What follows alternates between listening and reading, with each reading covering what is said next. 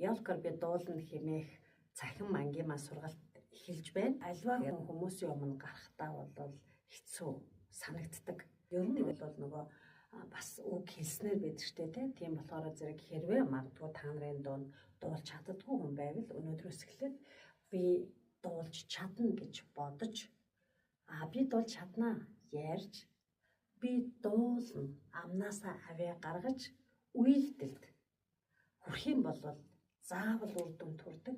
Тэр зэрэг үйлдэлд хүрэхэд яах вэ гэхээр ингээд айдас байж байдаг. Тэр айдас нь болохоор зэрэг ямар ч айдас байж болно, том ч айдас байж болно, жижиг айдас ч болно, ичиж болно, эсвэл одоо баг байхдаа солгоо ямаагаа сонсноос байж болно. Янз бүрийн байгаа.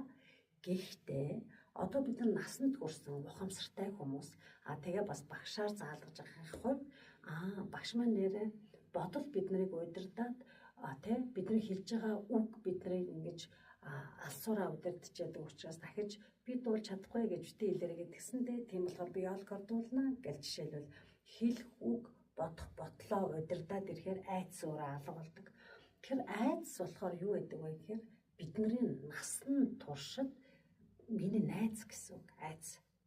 Тэгэхээр зөв юу гэсэн үг вэ гэхээр одоо ингэ жоох айх мэдрэмж төрдөг штэ тэгэнгүүт чи ирсэн маа мó гэдэг нөгөө найзаагаа тэгдэг штэ тийм үү гэх тэр шиг айдас чи ирсэн байгаа байна те миний дотор ингээ ухармаар би энэ хичээлдээ ормооргүй санагдаж байна эсвэл дагаж дуулмааргүй санагдаж байна эсвэл хүмүүсийн хайжууд гараад дуулахаар санаа зовж байна айдас чи ирсэн байгаа юм байна те за чи одоо намайг нэг айлгаад иргээ би одоо бол чамтай хамтал ингээл байж байна.